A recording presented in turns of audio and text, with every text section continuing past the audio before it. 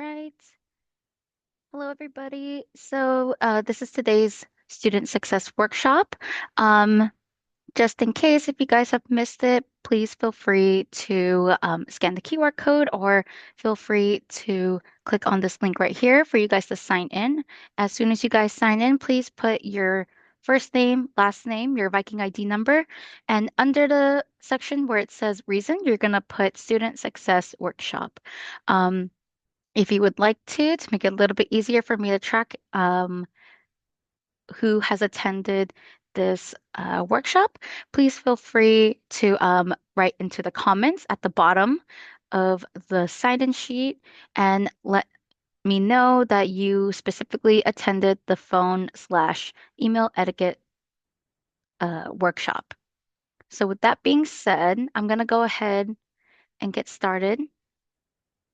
So today's topic is going to be the do's and don'ts of professional communication. This specifically is going to target phone and email etiquette. Um, what that means is that we're going to learn um, how to communicate when you're using a telephone, whether you're calling at work or you're calling from school, or the same thing goes for if you are emailing either your professor, your teacher, um, an important figure at the school. Um, this is going to help you uh, develop these skills that you're going to need as you progress as young men and women of our community. So, without further ado, we're going to go straight into it. Our agenda for today is first, we're going to go over what is etiquette and why does it matter, which is really important. Then we're going to go into phone etiquette and we're going to talk about the 5 Ps. Then we're going to go into the do's and don'ts of phones, of being on a phone. And specifically, we're going to talk about voicemails because I think that's a really important topic for us to talk about. Um, just from my experience so far with students and um, with their voicemails, just want to kind of give a bit of awareness to students that may not have the proper voicemail or I wouldn't say correct voicemail, but I would say the the most proper or professional or I would say like more the most professional like voicemail or at least um just a really simple one that kind of fits what I've heard. So we'll go into that. Then we're going to go straight into the email etiquette, and then we're going to talk about how to form emails, and then we're going to go into the do's and don'ts of that. So with that being said, we're going to go into what is etiquette? So you can read it there. Basically, etiquette is the customary code of polite behavior in society or among members of a particular mission or group. What this means is that you are taking skills in whether or not you are working in a professional work environment or you're a student. Um, you are using proper manners in order to talk to not only your colleagues or other students, but to your professors, your teachers, to deans, even to us, the ECI team. So, why is it important? It's an important skill to have. Having um, proper phone etiquette and email etiquette can actually be put onto your resume um, as oral communication. It's really, if you are looking towards a career that involves a lot of communicating with other individuals or um, uh, helping other individuals, having oral communication is really, really important. So, um, if you foster respect, it also enhances communication, not only amongst your peers, but also with those that you are working with or for. And it also contributes to a positive environment. So when you're working in a working environment where everyone respects each other, where everyone is able to respectfully share their thoughts with each other, then you are able to basically, um, you are working in a positive environment, which in return creates, um, a lot of progression. Um, so what we're going to do now is that we're going to go straight into the phone etiquette. And phone etiquette is one of the most important things, especially when you guys, the dual enrollment students, when you guys are calling us. It's really important to learn and how, and it's really important for you guys to know how to talk to not only us, but to individuals that don't know you, that are complete strangers, especially when you're representing a school. So, for example, you are representing not only your high school, but you're also representing the program that you're in, which is dual enrollment at LBCC. So we're going to go into the 5 Ps of phone etiquette, which is promptness, politeness, professionalism, patience, and positivity. So what promptness is basically if you are being called, um, I believe the limit that you have in order to answer a phone call would be 3 rings. So after 3 rings, that is a little too late. After 1 ring, I mean, it's not that bad, but I mean, 3 rings is the um is should be the minimum times that your phone should ring if you are getting a call from us, the ECI team, or if you're getting a call from either your honestly like even your professor, maybe even a counselor, a teacher. If someone is calling you in general and you give them 3 rings and then you answer, that is promptness. That's displaying promptness. Anything over than that, it's understandable if you're not able to answer at the moment, but that kind of goes into, um, the second part of promptness, which is, giving the caller a call back. So, if there's no answer, if you don't answer the first time, it's always kind of polite, which I'll go into the next one. It's always very polite to give a call back just to acknowledge that you had gotten the call. Um, it lets the person that called know that you weren't purposely trying to ignore them, that you recognize that what they were talking about is important and is time sensitive. It's just a polite thing to do. So another thing about politeness, which is one of the other 5 Ps of phone etiquette, is if you answer the phone, you're answering the phone respectfully. You are not talking to a friend. Obviously, talking to a friend is definitely different than talking to someone from ECI or talking to someone from your school. Um, so, if it's your friend, you should still be respectful, but I mean, you should also um, know what and when to use appropriate language, which falls into professionalism.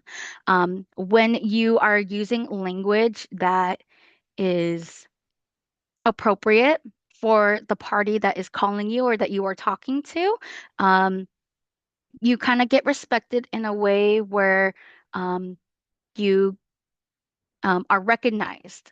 And um, it's something that I would definitely say that we appreciate a lot, like for students, like professionalism when they answer our phone calls, or even when they don't answer our phone calls and they call back. We appreciate the professionalism in the way that you guys speak to us, our dual enrollment students. Um, Along with that, that would be patience is a big P in phone equity in phone etiquette. Um, and patience sometimes can be a little bit difficult. I know that sometimes I get frustrated when there is a simple solution that can be discussed, but it takes a little bit longer for the person on the other side to understand it, and it takes a lot of patience, and it shows like a lot of respect. You go back into this into this bullet point of politeness, sometimes it takes a lot of patience in order for you to do so. And when you have that patience, you get into positivity. When you have that positivity, it makes it a little bit easier to talk to the other person on the other line. You never want to talk to someone on the other side that is upset. You never want to say something that can make someone upset or give a negative feeling. So therefore, always give always radiate positivity when you're on the phone, especially when you are with you're talking to an adult. So we're going to go into the do's and don'ts of phone etiquette. So some things I do want to keep in mind is that if you are on the phone and you are unsure, you should never be afraid to ask for clarification. And you should never be afraid to ask for help or to transfer a call when necessary. So if you happen to be working on a front desk and you don't know the answer to someone, the proper answer would definitely be to say, this is out of my sphere of knowledge. I am um, equipped to answer your question. Would it be possible for me to transfer you to someone that has a bit more information than I do, or someone that can help you a lot better than I do, because I do not want to give you wrong information. So kind of stuff like that. You should never feel afraid to do that because I think that means that um, you're showing proactiveness while you are on the phone with someone. You never want to give someone wrong information, but you also never want to you never want to start making up stuff. So, never feel afraid to reach out for help or to clarify from someone on the other line. So the do's of phone etiquette is that you answer promptly. So like I mentioned before, one of the five P's of phone etiquette is promptness. Answering the phone promptly shows that you are on time, that um, you are reliable, and um, that you are open to help no matter what. When you are on the phone, make sure that you identify yourself. So I don't know if some of you have gotten a call from me or anyone from the ECI office. We always start with um, Hi, this is Long Beach City College's Early College Initiatives Office. This is Christy speaking. Am I speaking to da da da da da? So when you identify yourself, that gives a sense of making sure that um, you're not confused about who's calling you, and you can get an idea of what it is that someone may be talking to you about. Um, Along with that, that would mean to also speak clearly at a moderate volume. So you're not like whispering like this because it makes it a little bit harder um, to hear you, or you're not like speaking like super loud where, it could honestly hurt my eardrums. But um, you're speaking at a moderate volume and you're speaking in a space where there is not a lot of um, sounds or interruptions. That kind of goes into active listening. Um, when you are able to hear what someone else is saying and you're able to respond in a way that they understand, um, you are doing active listening and you're being very helpful and you are getting done with what you need to be done. One of the most important things about phone etiquette is that you need to always be polite and respectful, and I'll definitely get into that more with the voicemails. Um, Again, like I said, please be mindful of your surroundings when you do answer the phone or when you are talking to someone. Um, it would be more preferable if you are able to speak in a room where no one is talking over you, or where you're in a noisy room where say for example, if you are in the career center with your friends and you get a call from ECI, take that outside and answer the call. You know, do the exactly steps. Like if I say, "Hi, my name is Christy. I'm calling from LBCC's Early College Initiatives Office. Am I speaking to da da da da?" Um, we want to be able to hear and confirm that we are talking to the right person. Some of the things that you shouldn't do, and it's a given, do not eat, drink, or multitask while you're on the phone. No one wants to hear muffled um, speaking. No one wants to hear, um, inappropriate language or anything that happens to be around you. Um, because we want to be able to understand you and we want to be able to discuss what needs to be discussed. So that would also go into avoiding slang or informal language. When you are talking to someone on the phone, regardless of who it is, be respectful and um, a simple hello, like who is this? Not a not a what or who are you or anything rude like that. Do not do that, please. It's very, very rude and it would most likely off-put someone that is trying to call you or discuss something with you that seems to be very important. And then also never interrupt the caller. If someone is calling you and they are trying to give you information about something that they need to talk to you about, let them finish first before you interject.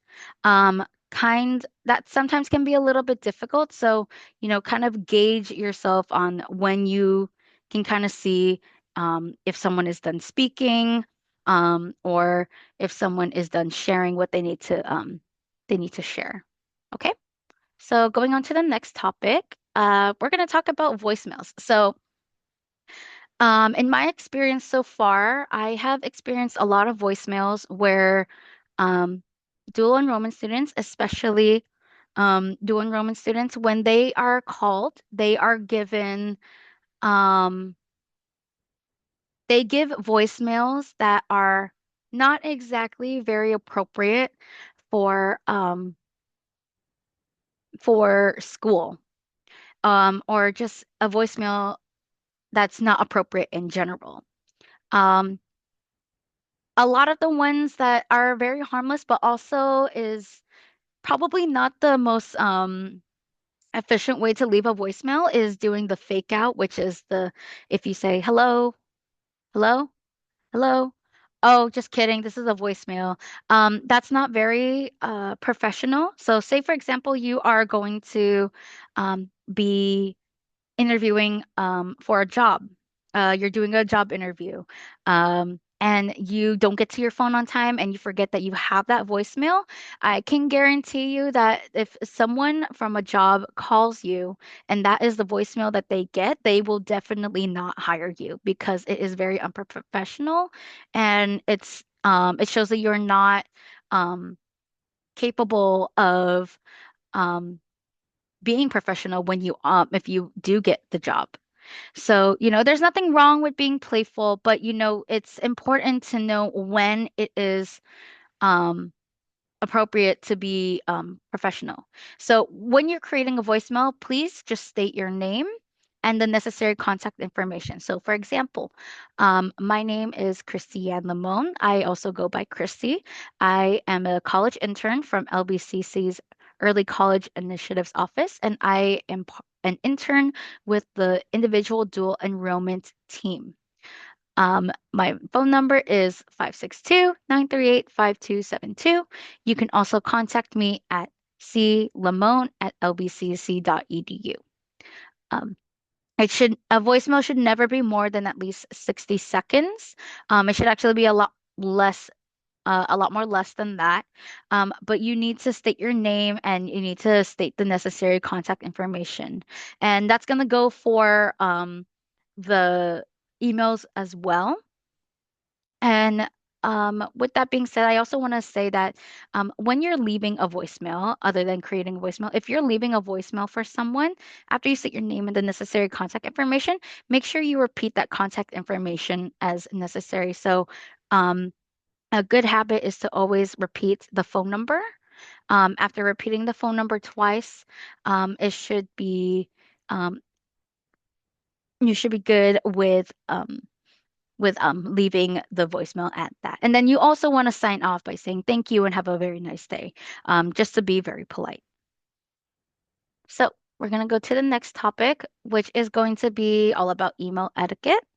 So email etiquette is almost the same thing as phone etiquette, except you are obviously you're on your computer. You're using your email, whether it's using you're using Canvas, using Outlook, you're using Google, Gmail, Yahoo, whichever.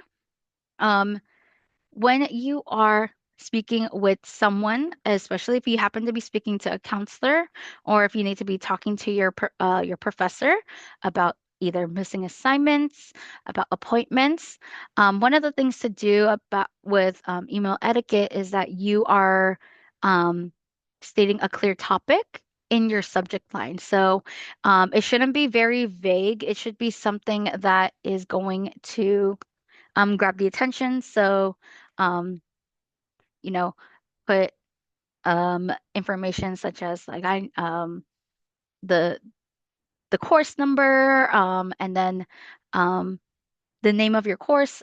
Sometimes is what I do, and then also I write the assignment. Um, and with that being said, I would also say that being respectful and polite in your tone in your message is also very important. You should not, again, you should never be using slang terms. I know that sometimes we see those stories where people message their professors like late at night with something very funny, and sometimes um, they get a laugh out of it, and sometimes the professor lets them off the hook. But just know that that doesn't always happen. With your professors, you should always be respectful and polite in your tone. Um, with how you are speaking. And especially for dual enrollment students, if you have a question for the ECI team, it's very important that you leave your Viking ID number with us. So it makes it a little bit easier for us to find you. If you happen to be having issues with um, your CCC apply number, please feel free to, give us your ID number if you're emailing us, or also give us your confirmation number. Make sure you're giving necessary information so it makes it easier for someone on the other end to kind of help you out. And again, like I said, include an appropriate sign off. So that would be phrases or words like thank you, um, with thanks, best regards, um, best, phrases and words like that. Okay. So the do's and don'ts of email etiquette. So things to keep in mind is to be concise and short. Um, your sentences should only be 5 sentences or less. You should never be writing something. You should not be writing a whole story. Um, Writing emails is probably almost the same thing as reading a textbook. No one wants to read a, a textbook in their email. As soon as someone sees, and I'm pretty sure you guys have felt this way too, as soon as you guys see a really long email, either you get worried or it amounts to nothing and you don't read it all because it's too long. So 5 sentences or less is all that you need in order to write your email. Um, and another thing too is to be aware of how you use emojis. So for the ECI team, sometimes what we do is that we use the exclamation marks in the subject line of our emails when we send stuff out to students. It's to indicate that this is important. Sometimes the eyes emoji can be used to indicate, this is something that you need to look at. Um, just be aware of how you use it. It should always never be used in an unprofessional sense. If you happen to be using an emoji when you're greeting someone, especially another student, or if you greet someone like your professor, just keep one emoji and then that's it. If you really want to use emojis, but it's always kind of it's always appropriate to never really use them unless you need it to flag something. So, like I said, like with the exclamation points on our emails to you guys for important things. So, one of the do's of email etiquette is that you wait 24 hours before following up. Um, this kind of gives um, the conversation between two people, thinking about what it is that they need to do and what they should say before sending out that email to the person that needs to follow up. And that would include proofreading before sending.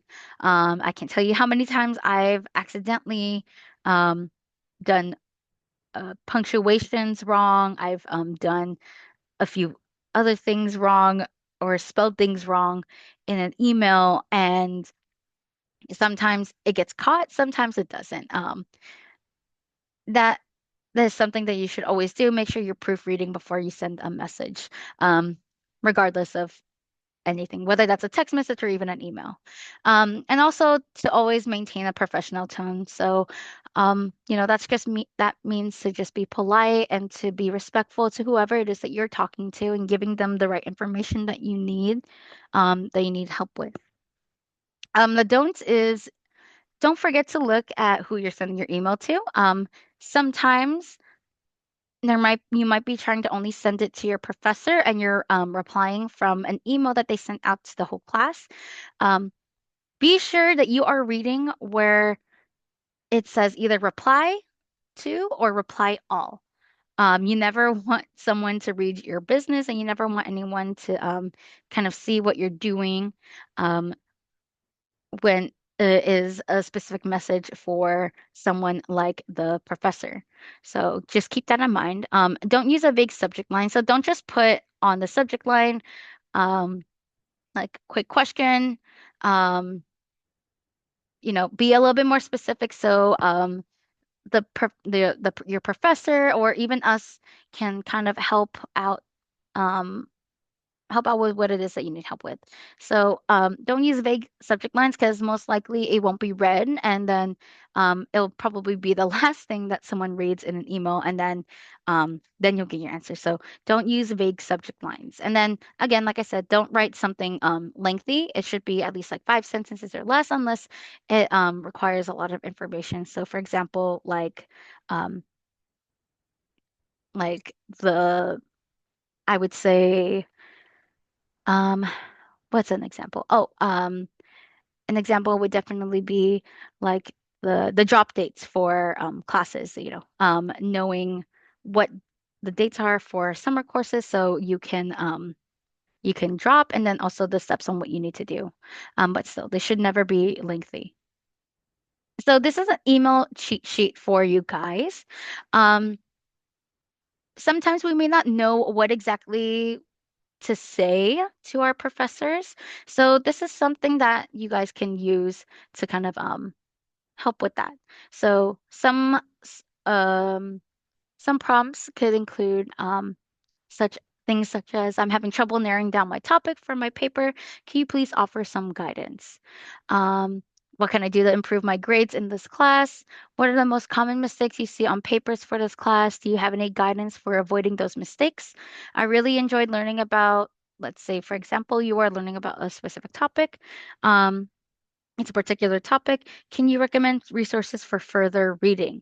I like this field of study, but I'm not sure whether I should major in it. What are some of my career options in this field?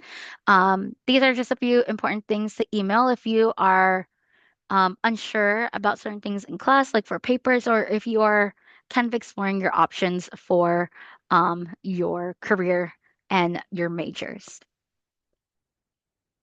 So with that being said, again, if you guys didn't sign in, please go ahead and sign in now using this bit.ly link or by scanning the QR code. And with that being said, thank you guys for um, listening to this presentation, to this workshop. If you guys ever need help, feel free to call us at our number, which is 562-938-5272. It's right here. And then if you need to email us, feel free to call us at earlycollege@lbcc.edu. When you guys are looking for this presentation, you guys are going to find it at the lbcc.edu early college slash early college, and you're going to find it in the section where it says dual enrollment resources. And then you'll find a section where it says Student Success Workshop, and you'll be able to have access to not only this presentation, but also to the recording. And if you aren't doing so already, please feel free to um, scan the Instagram. We update every single day or as much as we can for events and for activities when it comes to stuff like workshops or events that we have at LBCC or even events that we have for dual enrollment. So make sure that you are keeping yourself up to date by following our LBCC Instagram page. All right. Thank you and have a good rest of your day.